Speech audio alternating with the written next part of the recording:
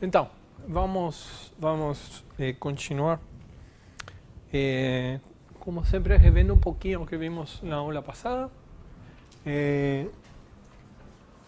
Então, caso de superfícies, né, no eje 3, que é particularmente bonito, né? Então, o fato de estar em eje 3, vimos que permite colocar uma métrica, uma noção de distância, ángulos, norma, etc. en S. Y por otro lado, nos permitió definir a aplicación normal de Gauss, por tanto a su diferencial, ¿no?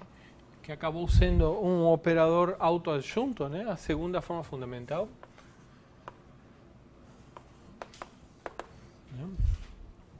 Então, a parte mais importante, propriedade que tem esse operador, é que é autoadjunto. Em relação ao único produto interno que faz sentido, né? Que é o produto interno de G3 restrito à superfície, né? Que agora vira uma métrica na superfície. Então, isto permite, em particular, diagonalizar A, né? Ou seja, existe uma base ortonormal, né? Chamada de direções principais, né? E os autovalores de operador, tal que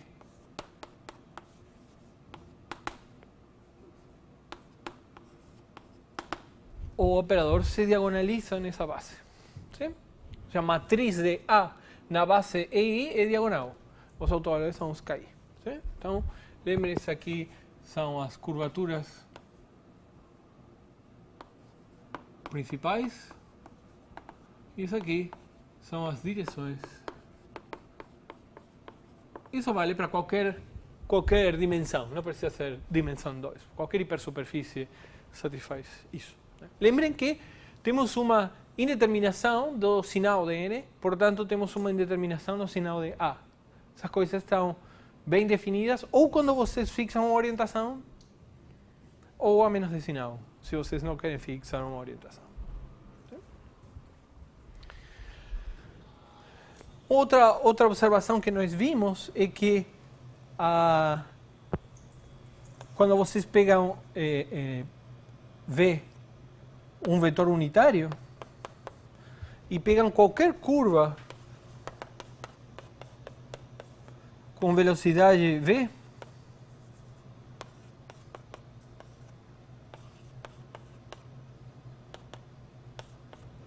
V, um vetor no espaço tangente a P na hipersuperfície, né? Então nós vimos que a curvatura normal de alfa não depende de alfa, mas depende só da geometria de M, né? Ou seja, da segunda forma fundamental. Isso, claro, em zero, né? E a segunda forma fundamental, né, em V, ou com a notação dada por A, isto é a mesma coisa que AVV, né? Esse operador autoadjunto associado com essa forma quadrática. ¿Sí? Então, em particular, quem são os KI? Por exemplo, se vocês podem ordenar. Então, quem é o K1? Como vocês encontram o K1? Uma maneira, o sea, como vocês provam que um operador autoadjunto se diagonaliza? Uma maneira é fazer isso. Peguem, então, quem é K1? Né? Então, o que vocês fazem é o seguinte, peguem esta função, a função que leva a forma quadrática, né? E peguem o mínimo, né? O ínfimo em princípio, sobre todos os vetores de norma 1. Isso. né? Esse ínfimo, como vocês estão trabalhando numa esfera, num espaço de dimensão finita, isso é compacto. Esse ínfimo, na verdade, é um mínimo.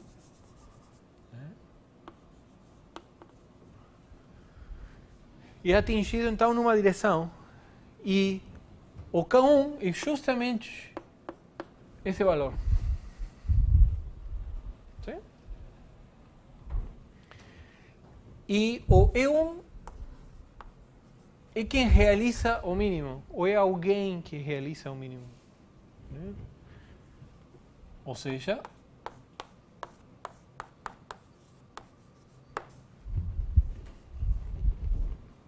sim? Então, o que agora vocês observam? Vocês observam que, como é autoadjunto, e aí é que entra a ser autoadjunto, isso implica que A de EI é justamente A de E1 é justamente K1 é 1. E por ser autoadjunto, então, A restrito ao ortogonal ao espaço ortogonal a E1 cai no espaço ortogonal a E1. Então acabou. Aí vocês esquecem do E1, restringem A ao ortogonal de E1 e voltam a fazer a mesma conta. Agora vocês pegam vetores unitários ortogonais a E1. Assim acham o E2. E assim por diante. ¿Sí? Assim que se diagonaliza um operador autoadjunto a mão. Assim que se encontram os autovalores. ¿No? Uma maneira de encontrar os autovalores. ¿No? Então, assim que vocês encontram K2, E2 e assim por diante. ¿Sí? Mas o interessante aqui é isso, né?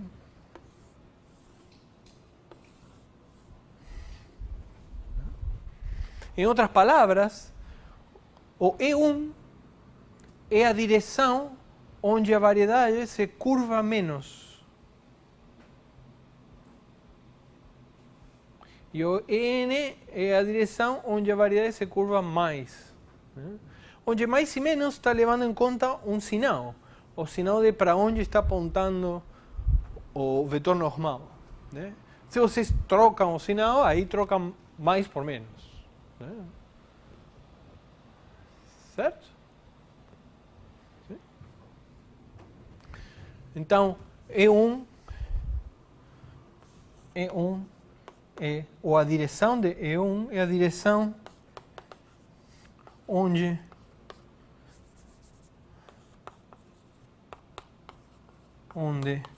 M menos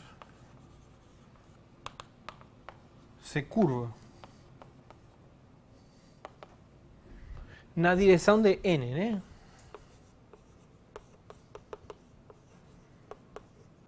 Boto na direção de N porque se vocês trocam o sinal, tem que colocar mais aqui. E N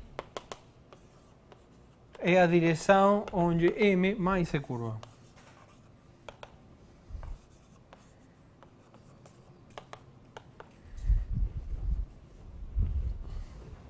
Sim?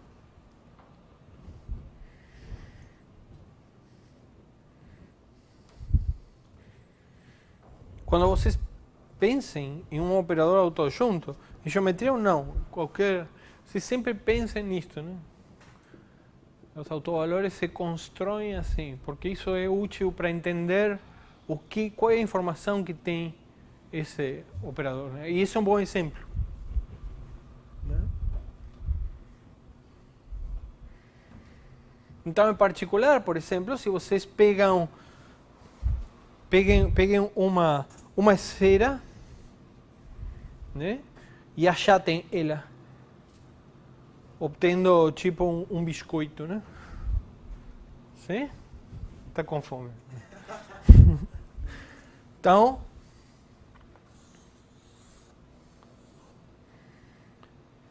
como desenho um biscoito aqui, né?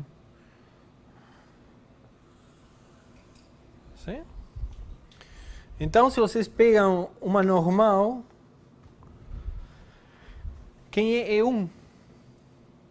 Bom, E1 vai ser esta direção, que é onde mais se curva. E E2 é a outra, que é onde menos é curva. É ao contrário, né? Esse aqui é o E2. E isso aqui é 1. Esta curva que está aqui, bem aberta, né? Esta curva que está aqui é bem fechada.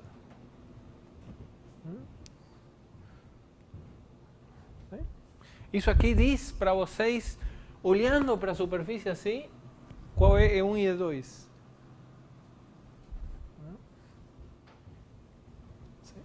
Nem sempre tão claro quanto aqui, né?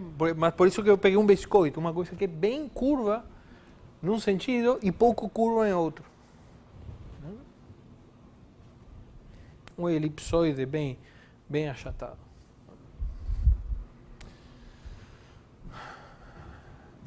Muito bem. E vocês sabem exatamente quem é K1 e quem é K2, né? Corresponde com a curvatura dessas curvas, né? Com curvas planas.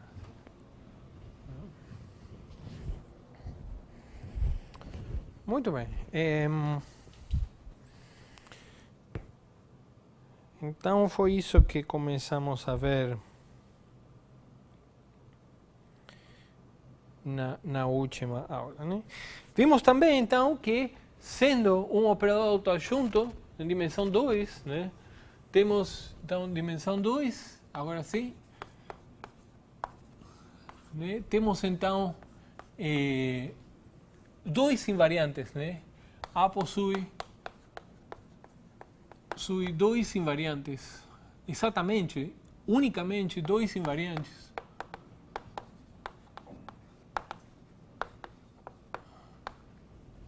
Como operador autoadjunto em um espaço euclídeo. Né? Dois invariantes em cada ponto, né? Que são K, o determinante de A, e H, o traço de A. E multiplicamos por 1/2 para que as contas, normalizamos para que as contas fiquem mais bonitinhas. Né? Senão, aparecem 1/2 e 2 por todos lados. Quando coloca 1/2, não, isso some. Só aparece o 2 aqui e depois não aparece mais.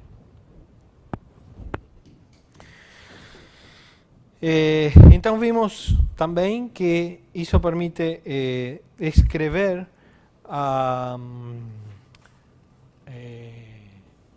aqui eu tinha colocado menos.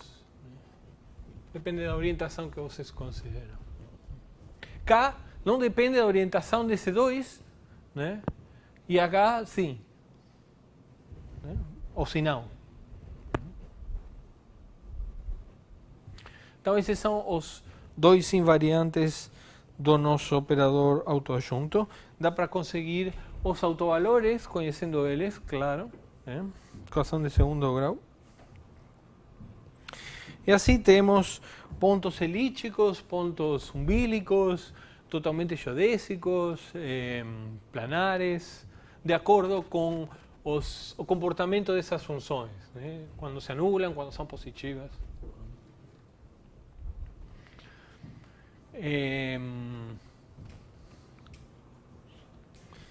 Então, eu tinha contado rapidamente para vocês como ter curvatura positiva implica que a superfície está de um lado do plano tangente, e ter curvatura negativa implica que nunca está de um lado do plano tangente, que sempre tem parte nos dois. Vamos provar isso formalmente, né? A gente viu isso pegando Hessiano, né? Pegando como gráfico, né? E escrevendo a função como gráfico, e como já hemos provado que num gráfico a segunda forma fundamental é essencialmente o Hessiano, então seguir, né? Mas vamos dar uma demonstração que não depende de interpretar a superfície como um gráfico, né? Então, peguem S2 em R3, peguem P um ponto de S2 e suponham que, então, se P é elíptico, então existe um aberto de S contendo P,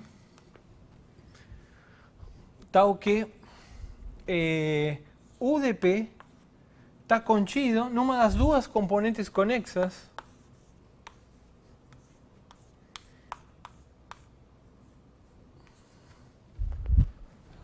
dada por num dos dois semiespaços esses, né? Claro que isso não faz sentido porque P está justo aqui, né? Mas aí a gente simplesmente tira o P.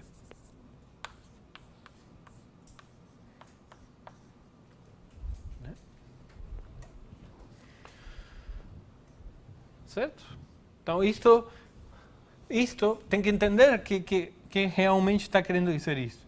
Isto diz que este aberto está dentro de uma das duas componentes conexas distas.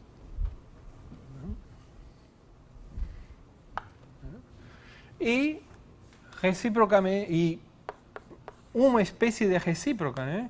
Se P é hiperbólico,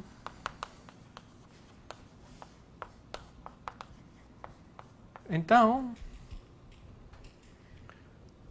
para toda vizinhança, para todo aberto que contenha P, U menos P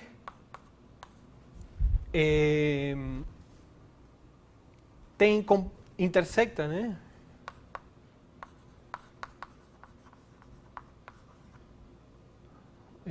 As duas componentes conexas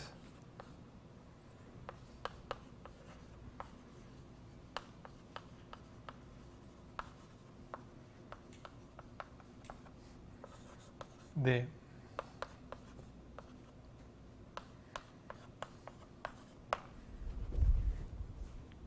então deixem eu clarificar aqui, né? Isto é U menos P está contido em uma componente conexa ou está, né? Encontra-se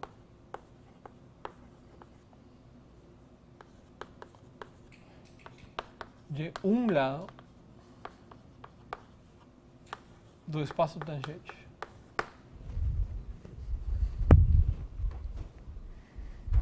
Sim? E a prova é essencialmente o que falei com vocês na aula passada, né? Demonstração. P é um sistema de coordenadas em P, né? Chamem φ de 0 igual a P, um sistema de coordenadas.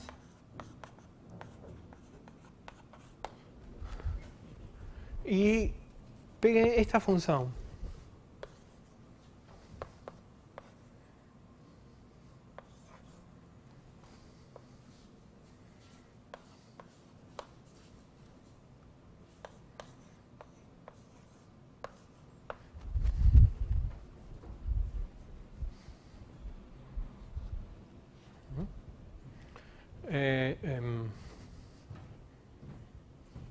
De fato, vou colocar aqui N em P.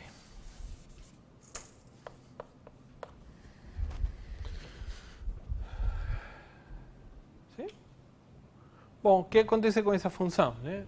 H de 0, quem é? Bom, é φ de 0 menos P N de P, né? Mas φ de 0 é P, então essa função se anula.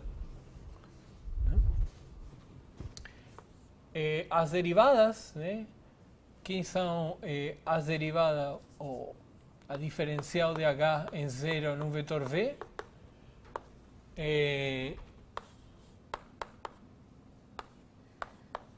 A diferencial de φ em 0 na direção de V, vezes N em P. Isso aqui é um vetor fixo, né? Agora, N em P, isso aqui é tangente, né? Isso aqui mora no espaço tangente a P, que é φ de 0, em S. E isso é normal, por definição, portanto isso é 0.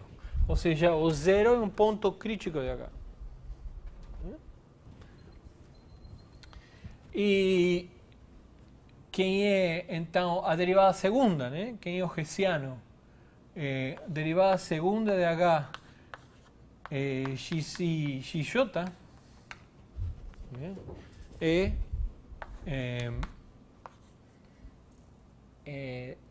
a derivada segunda, né, de phi de xi de xj em zero. E na aula passada nós vimos que isso é justamente a segunda forma fundamental de derivada de phi em relação a xi, derivada de phi em relação a xj. Em particular, né, o hessiano de H na direção do vetor V é menos a segunda forma de V. Em outras palavras, na verdade,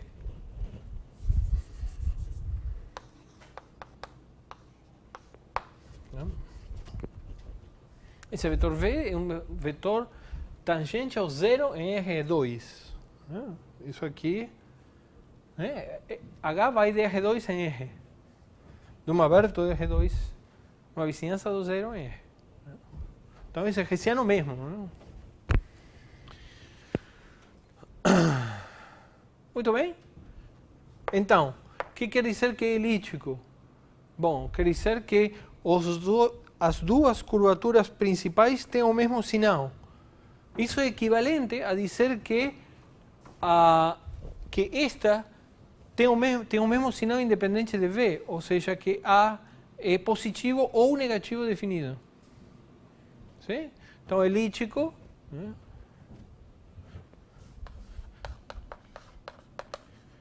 se somente sim, elíptico, se somente sim, a segunda forma fundamental é positiva definida ou negativa definida, dependendo do sinal que vocês peguem. Né? Se somente sim, isto é positivo ou negativo, para todo V, né?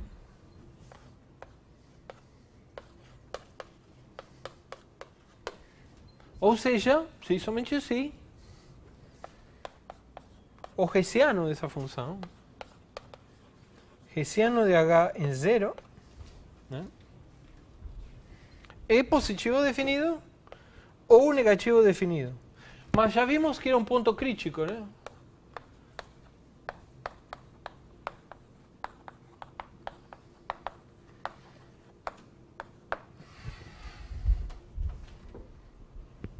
Então, justamente o que estamos dizendo, por causa disto, é que esse ponto crítico é um ponto de máximo ou mínimo estrito. Mas vejam o que é a função, né? Então, essa função é positiva justamente quando a phi numa vizinhança do zero, né? E quando a imagem, ou seja, phi de um abertinho, está toda do lado onde n está apontando. Essa função é negativa se está no lado contrário. De qualquer maneira, está em um dos dois lados, numa das duas componentes conexas disto. Sim? Está claro?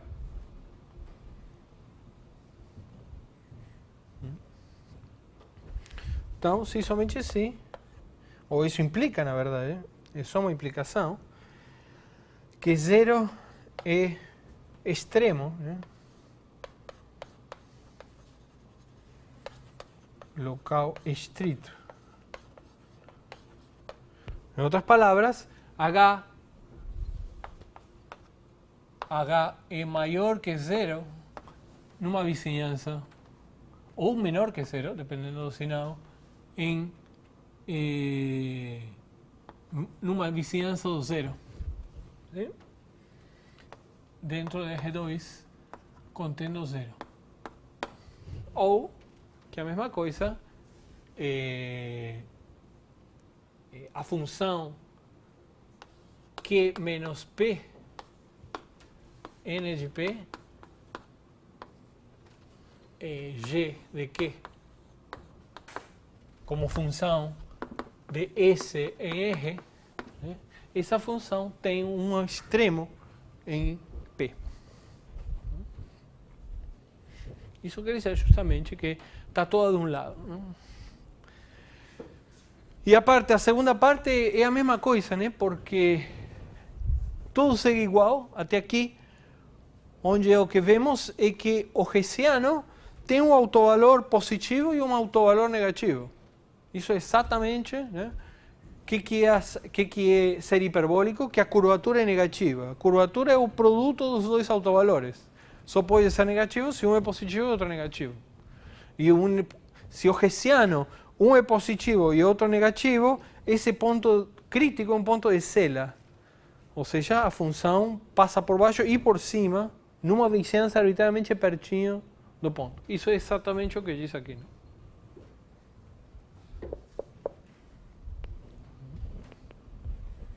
Então é a mesma conta, é o mesmo argumento. Esse tipo de funções, né, são muito úteis para provar coisas. Né? Lembrem desse tipo de truque porque é importante. É a segunda vez que a gente usa. Quando a gente provou que umbilicas, as subvariedades umbilicas são esferas ou planos, a gente fez isso. Né? São muito úteis esse tipo de funções. Funções altura, norma de coisas. Tem que pensar o que está pedindo para provar e escrever uma equação, uma função esperta para provar o que vocês querem. Observe que não usamos gráficos, né? Não usamos que um gráfico. Que é como eu tinha comentado para vocês na aula passada.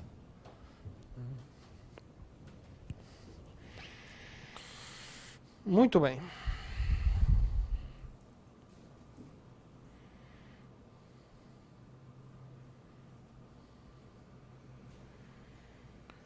Perfeito. Então, vamos dar uns nomes. Né?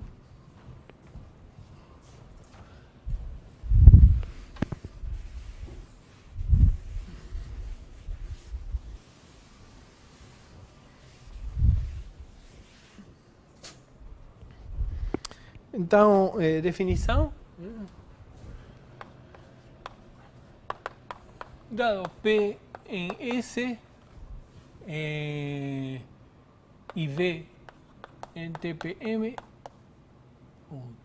sim, TPM, né? Dizemos que V é uma direção assintótica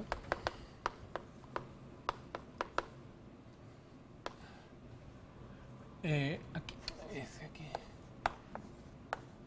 Para hipersuperfícies é a mesma coisa. É uma direção assintótica de S em P se a segunda forma é zero.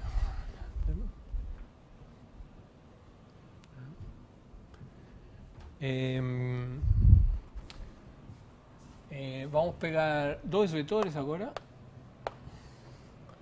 Então, esse é o primeiro, esse é o segundo. V e W são direções conjugadas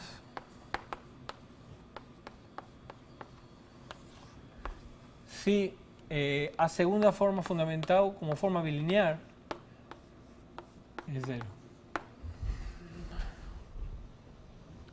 Em particular, por exemplo, com esses nomes, uma direção assintótica é conjugada a si mesma.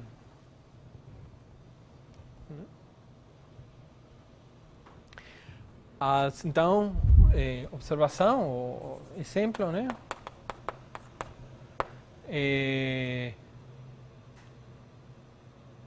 Então, uma direção assintótica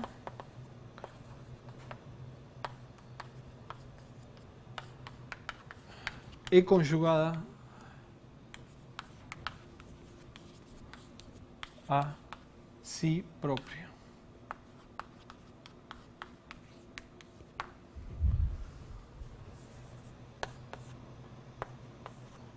2, as direções principais são conjugadas.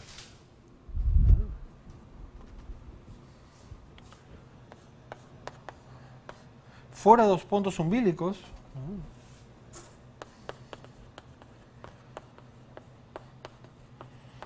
porque nos pontos umbílicos todo mundo é direção principal, então aí não tem graça. Fora dos pontos umbílicos, as direções principais são conjugadas. Uma a outra, né? Isso porque a base que diagonaliza é uma base ortonormal. Em particular são ortogonais. ¿Sí? A, E, I, E, J, K, I, E, I, E, J. E se fora dos pontos umbílicos, essas são ortogonais. Tá, isso será. ¿Sí? Quando I é diferente de J.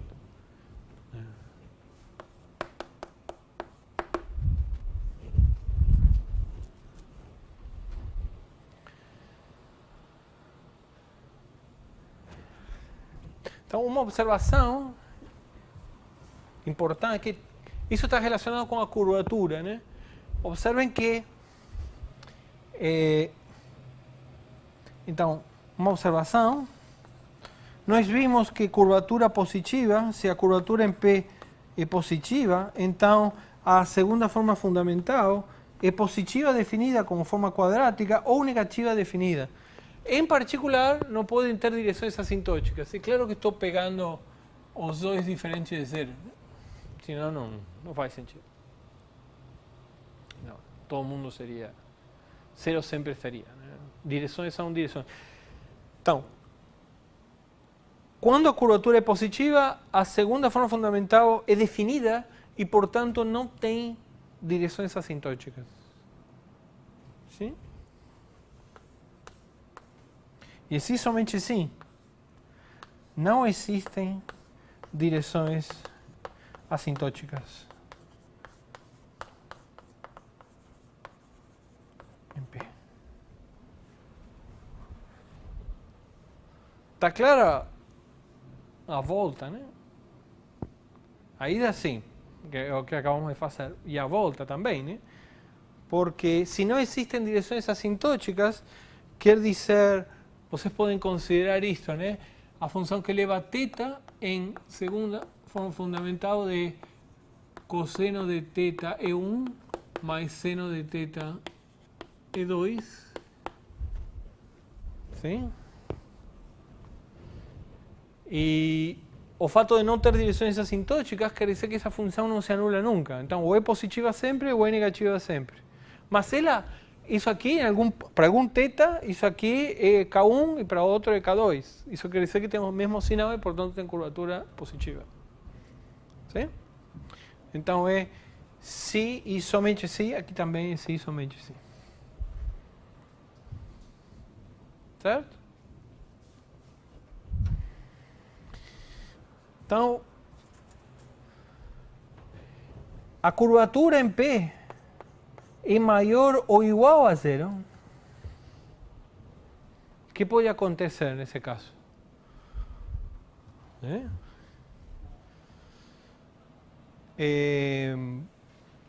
Bom, aí ou os dois autovalores são do mesmo sinal e a segunda forma fundamental é positiva ou negativa definida, ou um deles é zero. E tem curvatura zero. Mas se K1 ou K2 é zero, a segunda forma fundamental é semidefinida. Sim? Porque o K2 tem um sinal. Pode ser zero também. Aí é zero, que é semidefinido.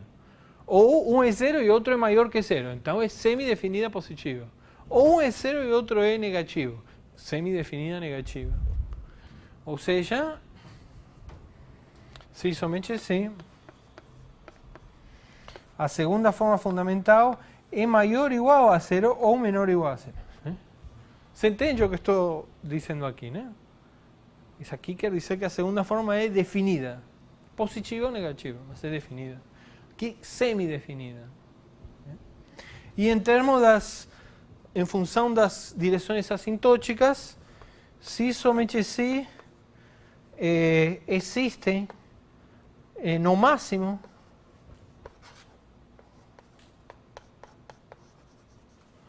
uma direção assintótica.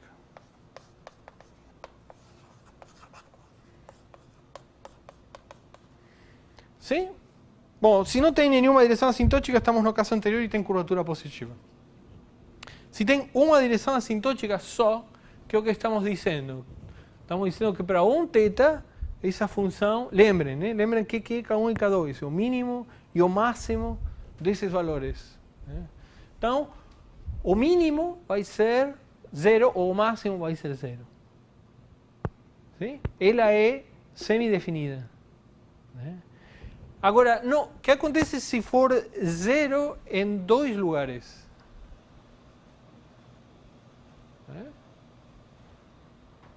¿Sí? O que acontece se... Isso é uma forma quadrática, é 2. Né? A única possibilidade, então, a única possibilidade é que esta tem dois zeros, isso é somente se, ou é identicamente nula, ou K1 e K2 têm sinais diferentes.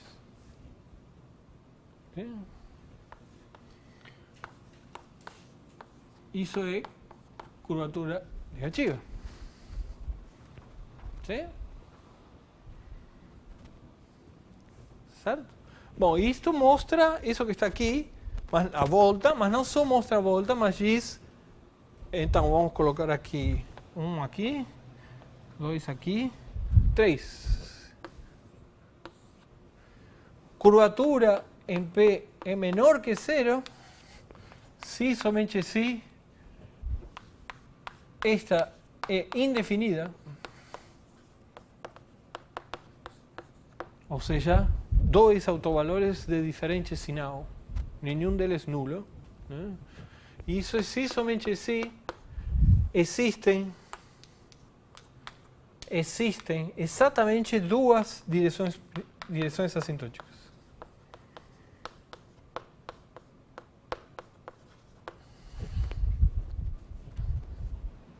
¿Sí?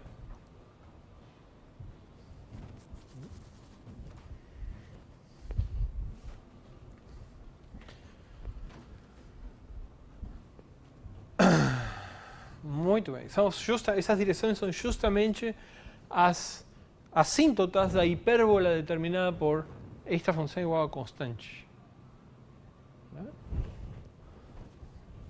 Então, exercício para se familiarizarem com essas coisas.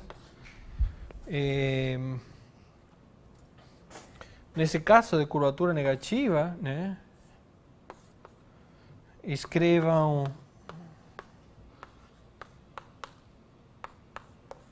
isto. E isso que está aqui, né, o conjunto dos V, tais que isso é uma hipérbola. E essas direções assintóticas são as assíntotas dessa hipérbola.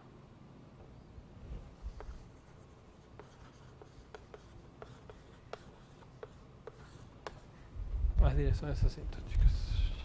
Por isso se chamam direções assintóticas.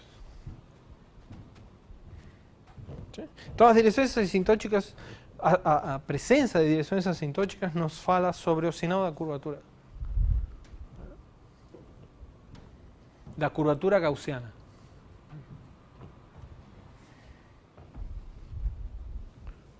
Sim?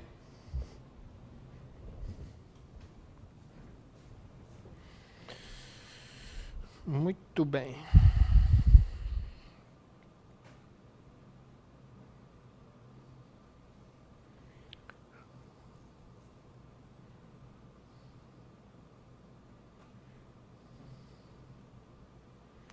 Muito bem, então vamos fazer umas contas.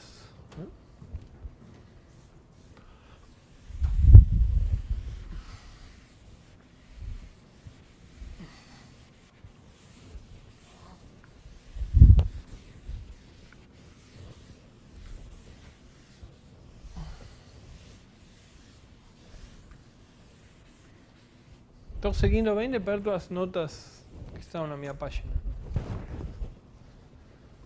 O que foi? Nossa, fiquei em dúvida porque você não tem uma curvatura maior igual a zero. Mas tá, poderia ser maior que zero e zero. Não, isso Então, o que é a curvatura? É o produto das duas, né? Então, se ela é positiva, vai ter duas direções. tem duas, as duas são positivas ou as duas são negativas, e a segunda forma fundamental é definida, positiva ou negativa. Em particular, é semidefinida. Certo? Esse mas outra parte porque Isso que está, isto? Bom, mas se tem curvatura positiva, eu estou dizendo que no máximo tem uma, pode ter nenhuma. Esse é o caso. Justamente, quantas tem, te diz se é positiva, zero ou negativa. Se é positiva, não tem nenhuma. Se é zero, tem uma.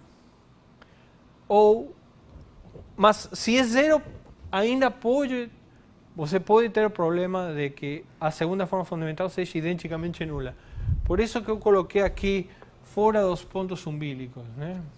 Mas eu devia ter colocado aqui também. Sim. Então, você está certo. Eu tenho que clarificar aqui fora dos pontos totalmente geodésicos, né?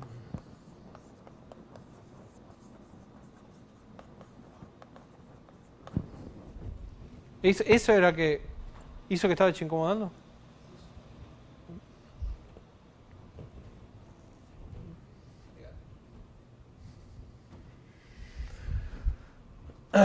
Ok. Então vamos fazer umas contas. Vamos calcular as coisas em coordenadas. Então nós vimos que quando vocês estão dado um sistema de coordenadas em uma superfície, então nós definimos as funções E, G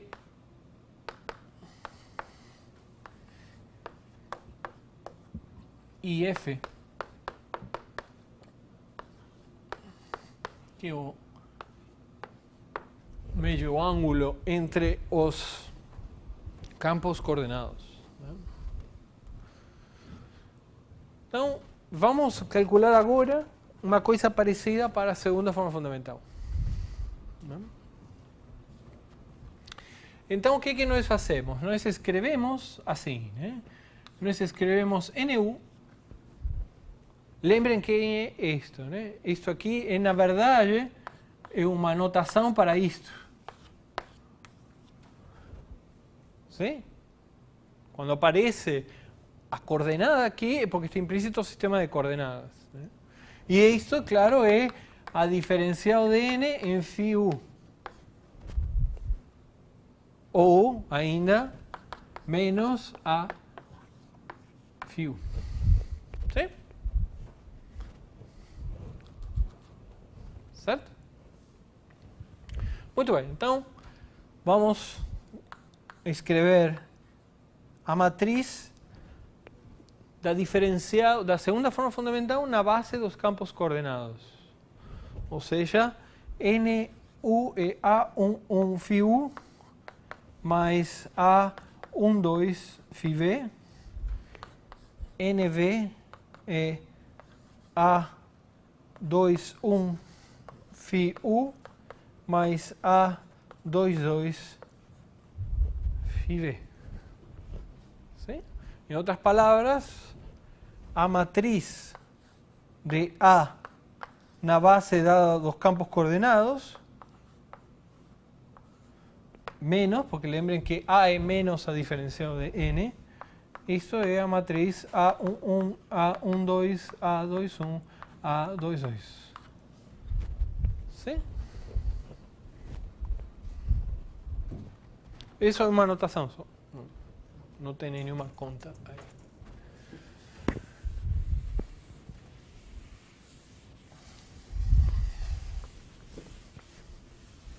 Na verdade, não é uma conta o que a gente vai fazer, é mais notação que outra coisa, né?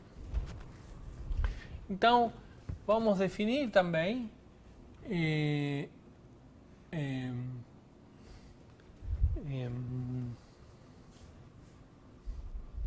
deixa eu ver os sinais, porque senão vai dar tudo ao contrário. Então definimos a função E. Vamos fazer o análogo a isto, né? Então definimos a função E como menos NU φ.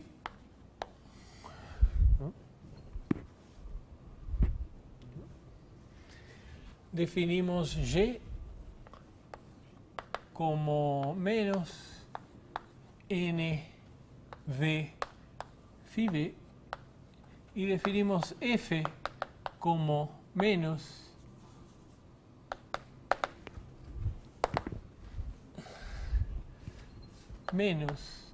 NU φ B, que como é autoadjunto é a mesma coisa que NV φ U.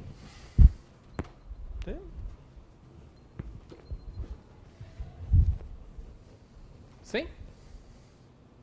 Bom, isso é a mesma coisa que dizer, em termos matriciais, o seguinte, que a matriz A11, A12, A21, A22, vezes E, F, F, G, é a matriz F, F, G. Sim? Sim, mesma coisa. Agora, a inversa desta matriz tem uma forma particularmente bonita, né? Simplesmente vou multiplicar a direita pela inversa dessa matriz. A inversa dessa matriz é assim, né? É G menos F E dividido pelo determinante.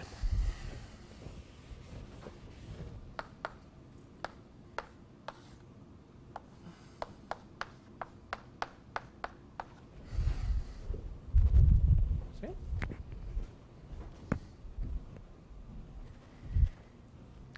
Ok? Bom, agora, quem é a curvatura gaussiana? É o determinante deste operador, que o determinante dele é em qualquer base, por exemplo nesta, né? Ou seja, é o determinante disto, que podemos espremer em termos dessas 6 funções. Sim?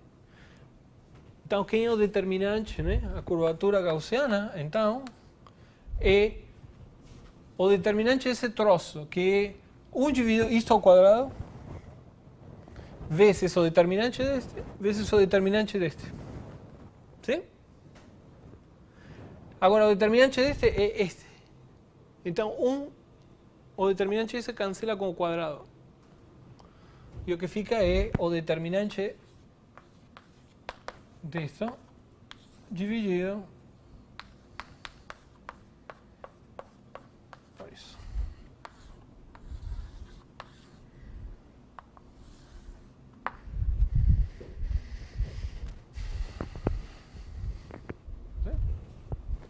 Então, em coordenadas, vocês podem, se vocês têm a segunda forma em coordenadas, vocês automaticamente definem essas funçõezinhas e plugam aí e já tem a curvatura.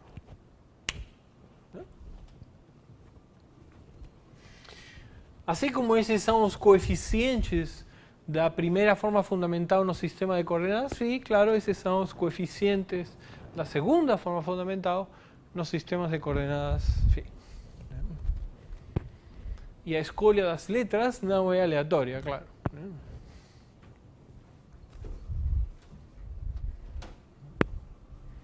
Mas não é mais o que é evidente, não tem nada profundo por trás disso. Mas vamos fazer uma conta. Vamos calcular a curvatura do toro, por exemplo.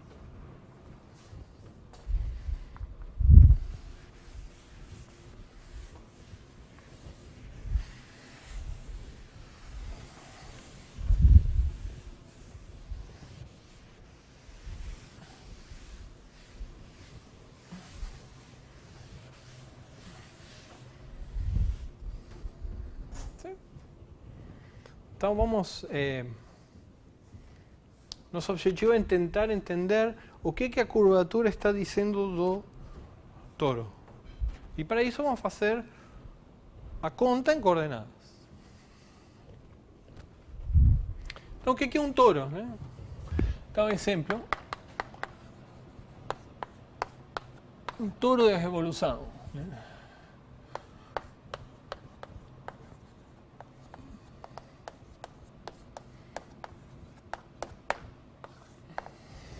Então, o que é um toro de revolução? Bom, vocês pegam um plano, é uma superfície de revolução. Então, vocês pegam um plano, o plano ZY, por exemplo, ou ZX, pega uma distância A e um raio R para construir uma esferinha aqui.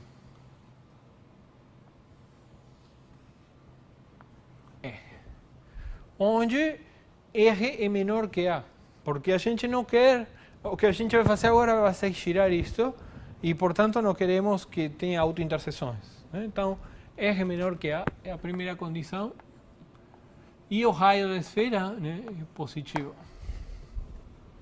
Sim?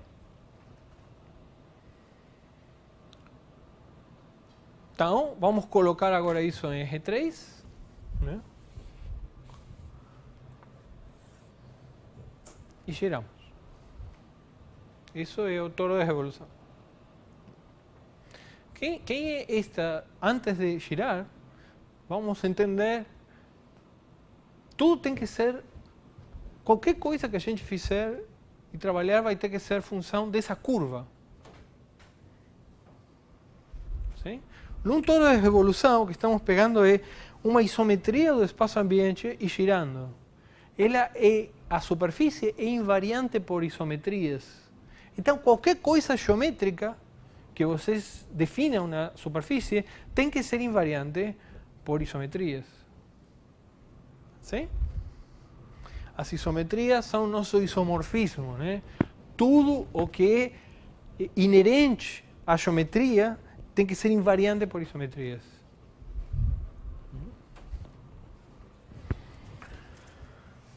Vamos aplicar isso agora. Então, vamos parametrizar isto assim, né? Essa esferinha é essa circunferência, posso escrever assim, mais R cosseno de U 0, não tem coordenada Y, R seno de U. ¿Sí? Em outras palavras, então esta é a curva C, alfa. ¿Sí? Então, alfa de U é essa curva. Né? Observe que ela é E1 mais R vezes um círculo, né? Que é o círculo cosseno de U 0 seno de U.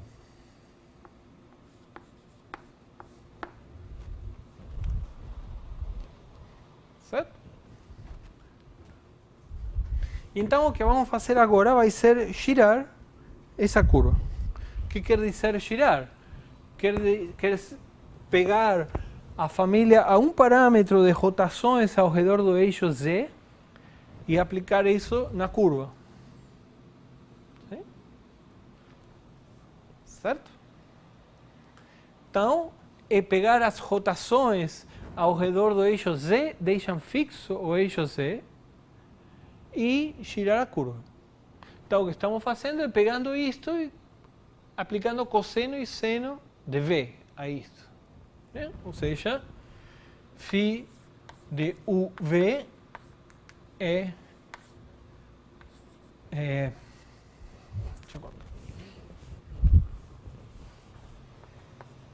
então, φ de UV vai ser a rotação de ângulo V dessa curva ao redor do eixo Z. Isto é A mais R cosseno de U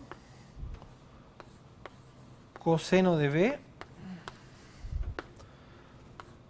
A mais R cosseno de U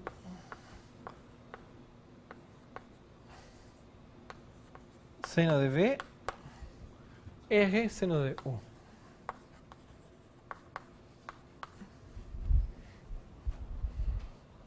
¿Sí? Muita letra, então vamos simplificar a notação escrevendo assim. A mais R cosseno de U. ¿Sí? Isso não é uma derivada, isso é cosseno de U, uma notação para cosseno de U. Cosseno de V, A mais R cosseno de U seno de V, R seno de U. Você pode achar que eu sou um vagabundo por fazer essas notações. E estão totalmente certos, é verdade.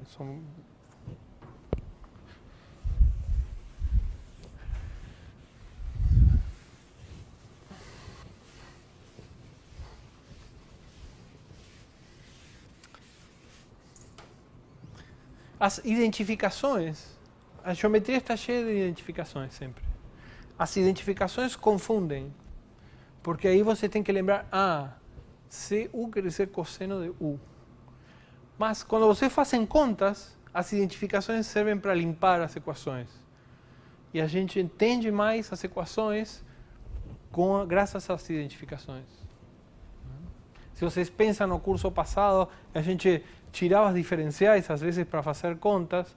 Isso é um problema, mas por outro lado simplifica as contas, né? A gente enxerga melhor o que tem nas contas, né?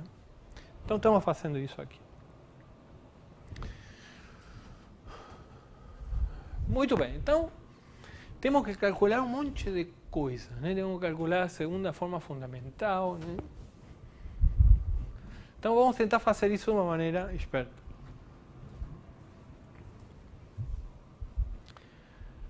Muito bem, então primeiro vamos calcular a primeira forma fundamental. Sim, então quem é E? Bom, para calcular E precisamos de φ. Sim? Quem é φ? Me vigiem nas contas porque posso fazer qualquer desastre. Então quem é φ? Então φ é menos R seno de U cosseno de V menos R seno de U seno de V R cosseno de U. Certo? Vou tirar o R para fora.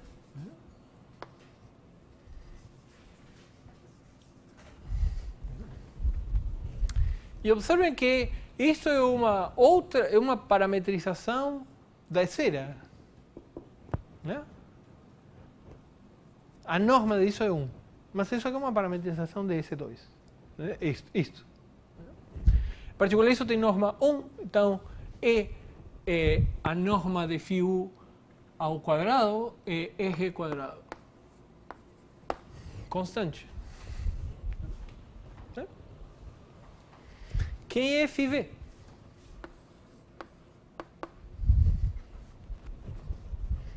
Bom, φv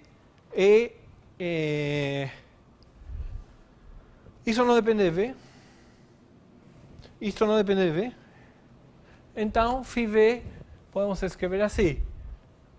A mais R cosseno de U vezes menos seno de V cosseno de V zero. ¿Sí?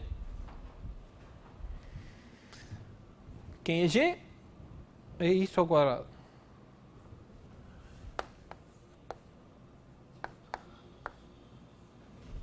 Norma disto ao quadrado, isso aqui é unitário, então é isso ao quadrado.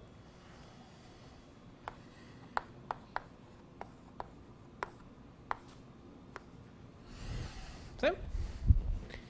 E quem é F?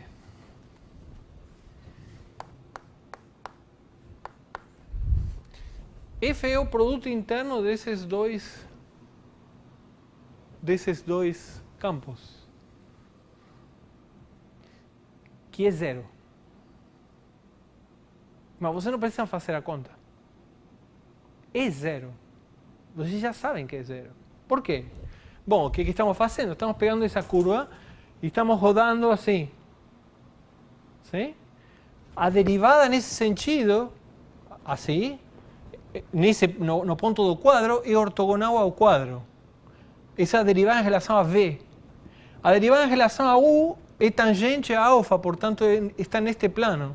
Um está é normal ao plano e o outro é tangente ao plano, é zero. Não precisa fazer a conta. Não?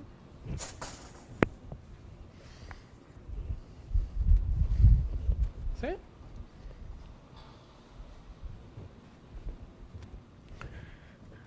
O que eu quero fazer, claro que vocês podem fazer o produto interno e vai que é zero, mas quero mostrar para vocês como a geometria poupa você de contas. Se vocês tentam pensar de maneira geométrica, vocês vão poupar contas. E isso tem duas vantagens, três. Vão escrever menos, o que para mim é ótimo. Né? Vão fazer mais rápido, mas a mais importante é que vão fazer menos erros. Nas contas é que a gente faz, muitas vezes, e nas contas é que a gente enfia o pé na jaca. Né?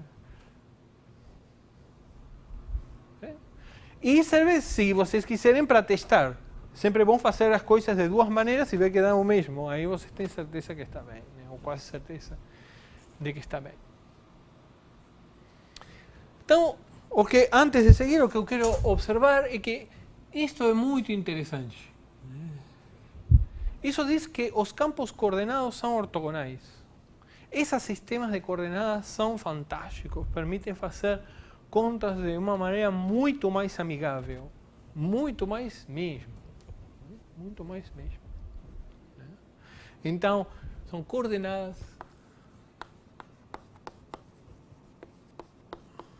ortogonais. Pela conta que eu acabo de fazer, pelo argumento que eu acabo de fazer, isso vale para qualquer superfície de revolução. Não usamos que era um círculo, usamos que era uma curva plana, ortogonal, contendo o eixo de revolução. Isso vale sempre para a superfície de revolução. Os meridianos e os paralelos são sempre ortogonais. Por isso que quando vocês olham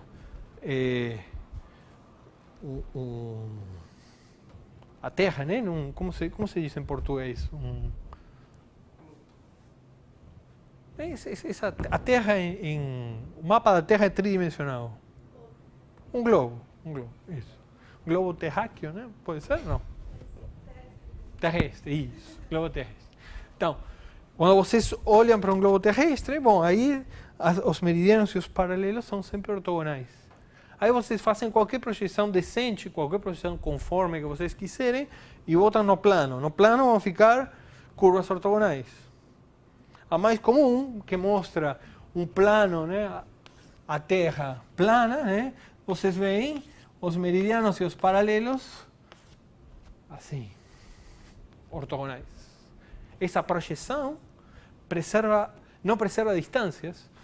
Se vocês olham, Groenlândia, por exemplo, é gigante, né? Sempre muito grande. E África e Groenlândia são meio comparáveis. Mentira, Groenlândia é muito, muito, muito menor que a África. Mas a projeção deforma, né? Você tem que deformar em algum lugar, então vamos deformar a Groenlândia, né? Então, essas distâncias aqui, as distâncias aqui não são as mesmas que as distâncias aqui. Essa função não preserva a distância, né? Porém preserva os ângulos. E por isso os paralelos e os meridianos que são ortogonais continuam sendo ortogonais na projeção. Muito bem.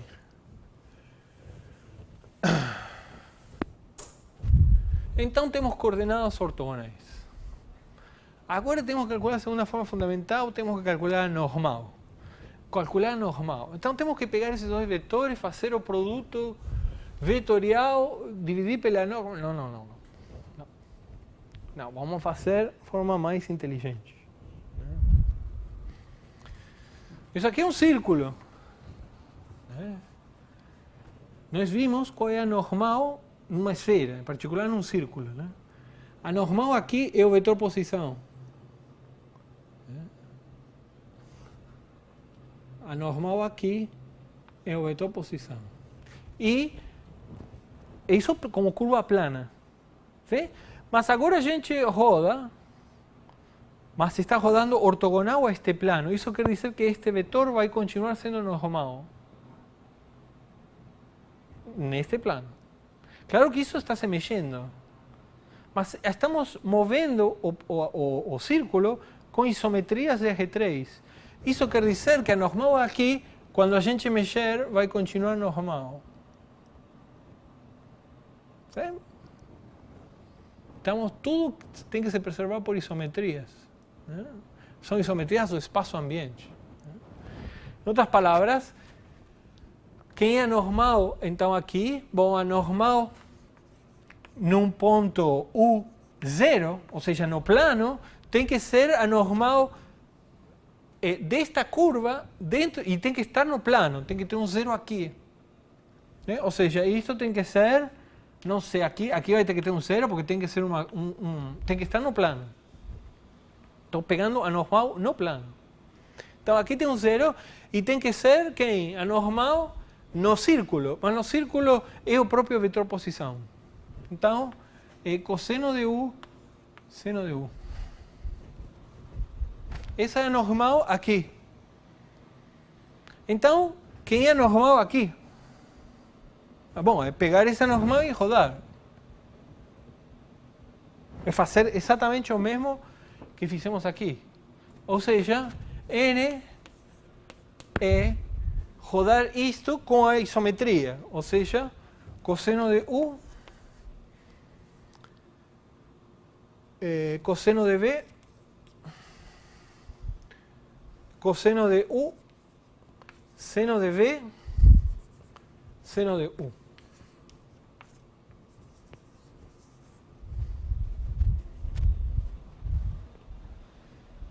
Tem que ser esse.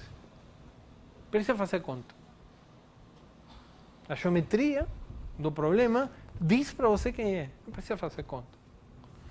Querem testar? Bom, é só fazer o produto interno de este com este e ver que as duas coisas são zero. Sim? Então, por exemplo, isso aqui é um múltiplo, então podemos ignorar. Produto interno deste vetor com este. Então, o que fica? Fica seno de V, cosseno de V, cosseno de U, seno de V, cosseno de V, cosseno de U. A mesma coisa, só que com o sinal trocado, dá zero. Sim? Bom, a mesma coisa aqui. Aqui faz cosseno de U, cosseno quadrado. Cosseno de U, seno quadrado. A soma dá cosseno de U, seno de U, mas com sinal negativo, né? Agora aqui, seno de U com sinal positivo, zero.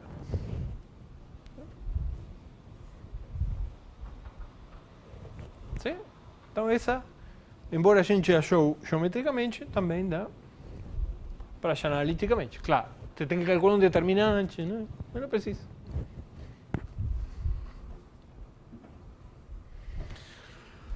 Muito bem, então essa é a normal. A normal, não anormal, que é outra coisa. Não? Essa foi horrível. Então, quem são queremos calcular a curvatura gaussiana. Então, quem são estas coisinhas que estão aqui, né?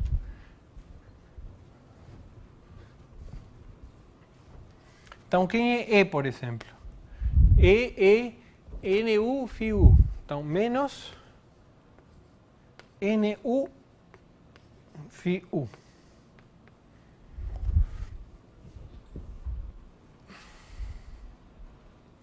Bom, temos que derivar isto em relação a U. Isso é...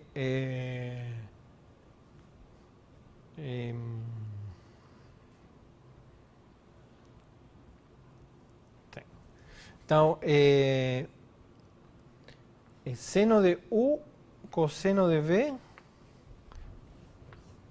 Estou derivando isto em relação a U. Seno de U, seno de V, cosseno de U.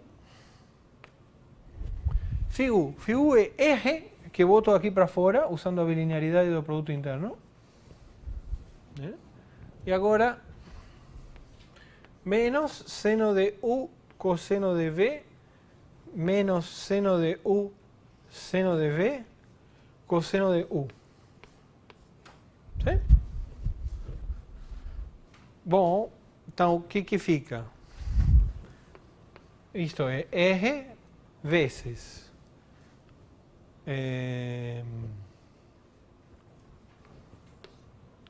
então, seno de U quadrado, cosseno de V quadrado, menos seno de U quadrado, cosseno de V quadrado.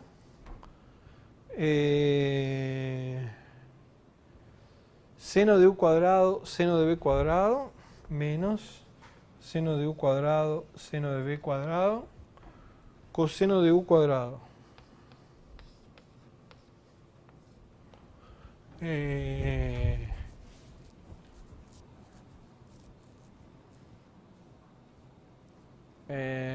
Não, isso aí tem algum sinal errado.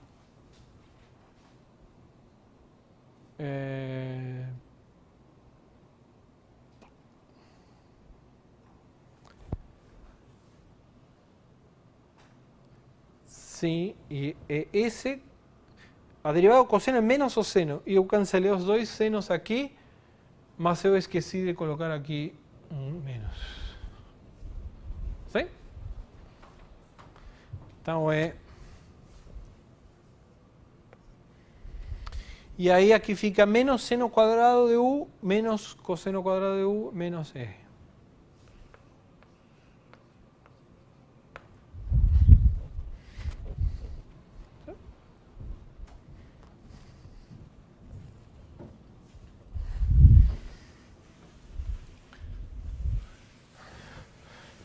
Quando numa conta aparece seno quadrado menos cosseno quadrado, você tem que revisar a conta, porque deve ter um sinal errado.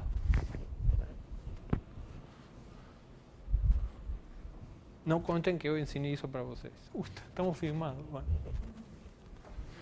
Bom, então, G. Quem é G? Mesma coisa, né? É menos NV φV. Então, aqui está mais fácil ainda, né? Temos isso aqui, então vamos voltar para fora. É menos A mais R cosseno de U, produto interno entre φV, que eu vou colocar aqui, menos SV cosseno de V 0, e NV, que NV é a derivada disto em relação a V, isso aqui morre e fica menos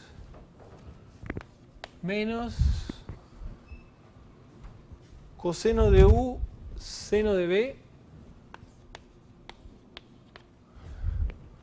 V, cosseno de U coseno de B. Tem que me vigiar, que pode dar qualquer coisa, zero. Então, o que é isto, né? Isto aqui é cosseno de U seno quadrado. Não. Cosseno de U seno quadrado. Cosseno de U cosseno quadrado. Ou seja, isso que está aqui é menos A mais R cosseno de U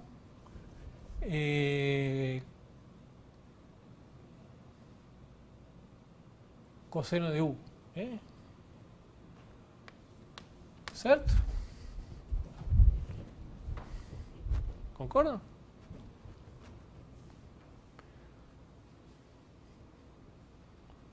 Isso. Sim? Lembrem de me vigiar, Então, G é isso. E quem é F? Bom, é menos o produto interno. N de V é mais simples do que N de U, então vou escrever isto como NV φ U. Então isso aqui, N de V temos aqui, portanto é o produto interno de cosseno de U seno de V menos cosseno de U cosseno de V, zero, com φ U. E φ U era R vezes esse troço. Então, é R vezes menos seno de U cosseno de V menos seno de U seno de V. E aqui não interessa. Seno de U.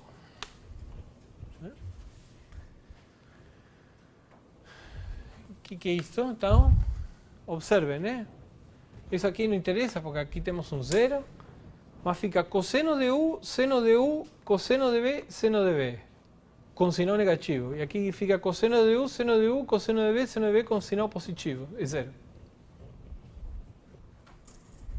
Então, isso é zero. Logo, K. Né? Então, calculamos a segunda forma fundamental, né? Os coeficientes, né? Da segunda forma fundamental no sistema de coordenadas phi. Então, K, quem é? Tanto F pequena quanto F grande são zero. Isso também é interessante.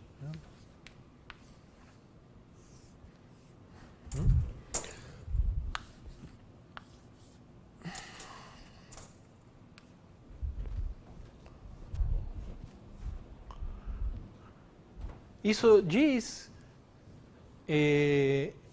que os campos coordenados são direções principais.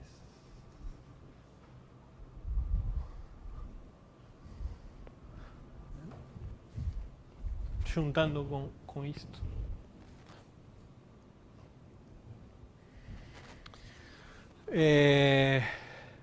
Então, isto é EG dividido EG, que é pequena, menos R, e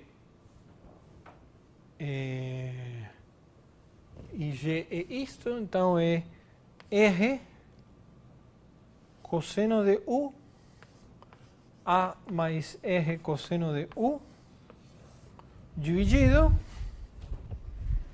por EG. EG é R quadrado e G é justamente aquele troço ao quadrado.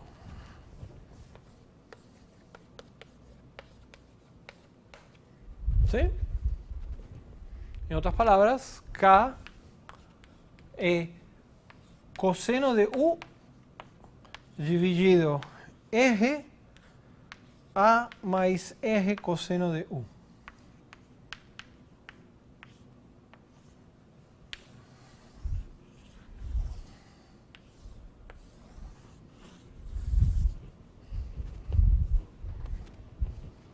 calculamos todo.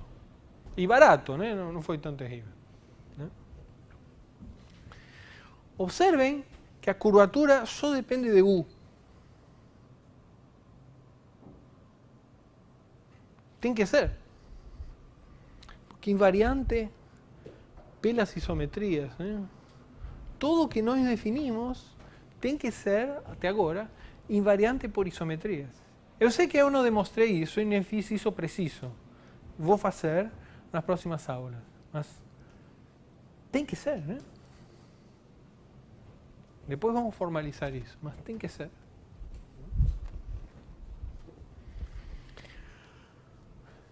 Mas, o que temos aqui? Né? Então, vamos pegar nosso toro de revolução. Né?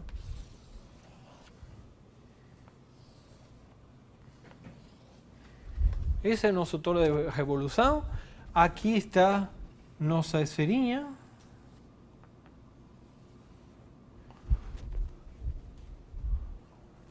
Isso que está aqui é nosso A. Então vocês agora podem entender o comportamento da curvatura em função dos parâmetros que temos aí. ¿Sí?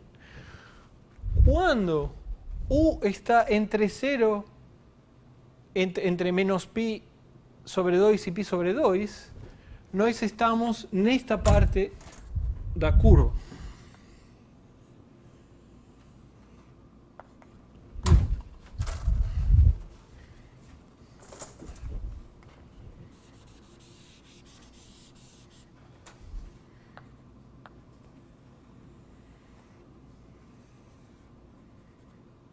¿Sí? Isto é... Observen que como a gente pegou R menor que A, isso que está aqui embaixo é sempre positivo. O denominador é sempre positivo. Quem dá o sinal da curvatura é o numerador, então. Aqui diz que nessa parte roxa que está aqui, a curvatura é positiva.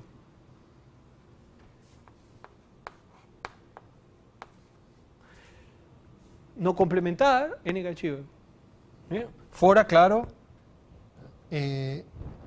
esses dois paralelos. Né? Então, fora de essas, o paralelo superior, né? O mais alto, né? Em relação à coordenada Z, e o paralelo inferior tem curvatura zero.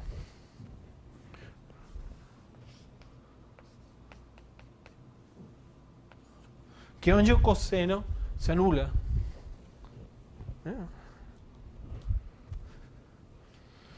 E a outra parte, complementar,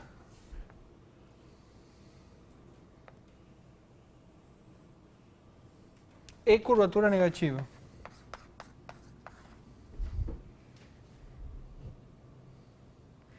Mas isso ao longo de todo o toro.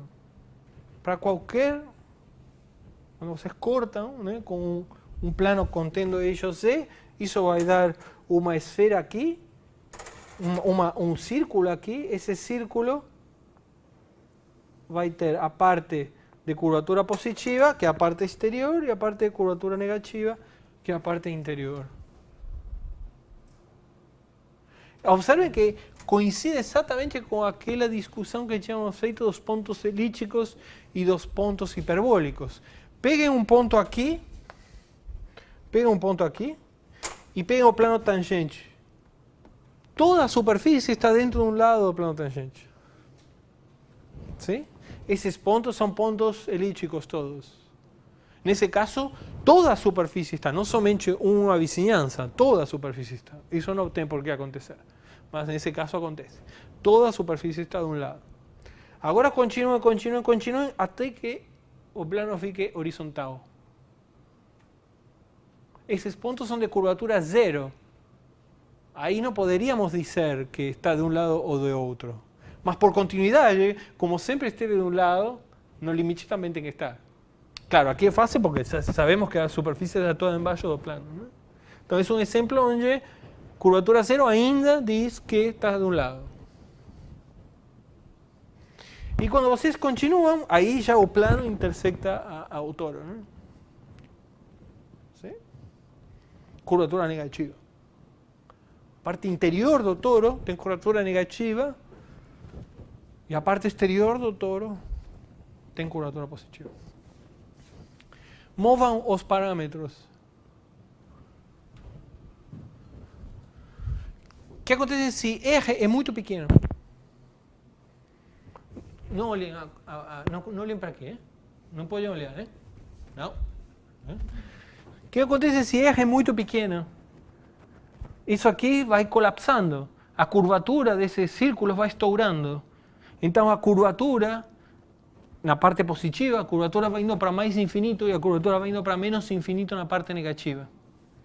Como é de revolução, isso se mantém ao longo de todas essas curvas.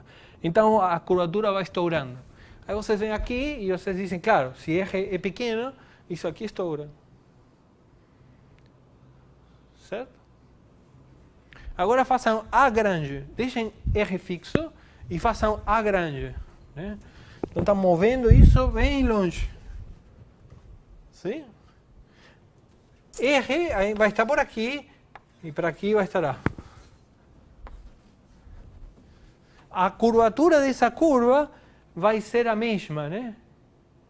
Mas esse círculo que vai estar aqui, que é a outra curvatura principal, isso aqui, esse raio, só controla uma das curvaturas principais, que é 1 sobre R, como nós calculamos na aula passada.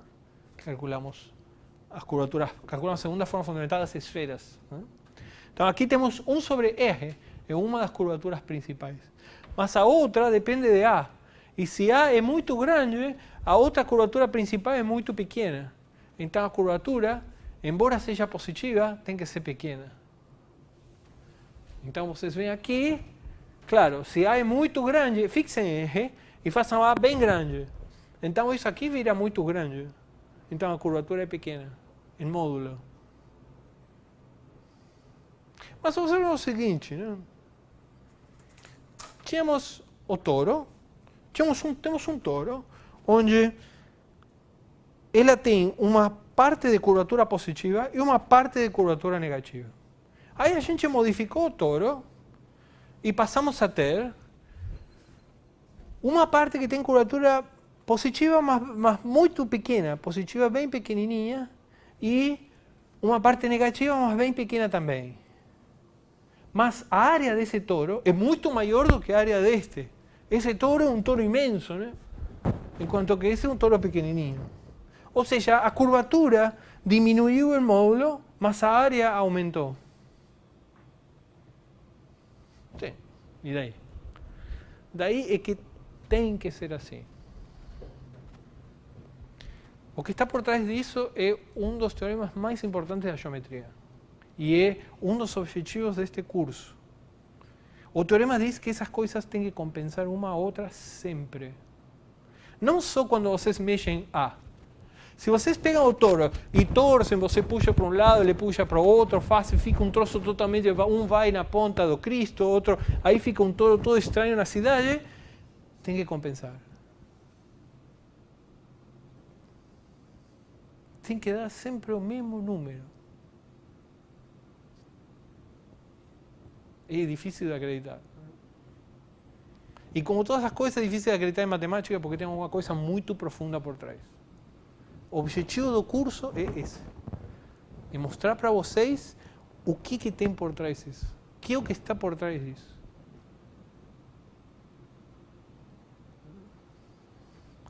Para o caso de superfícies, é uma conta que dá um troço mágico. Vocês olham para isso e dizem, que coisa bonita. E por quê? É porque a conta deu. Não. Essa é a primeira parte do curso. Fazer essa conta. A segunda parte do curso é entender por quê.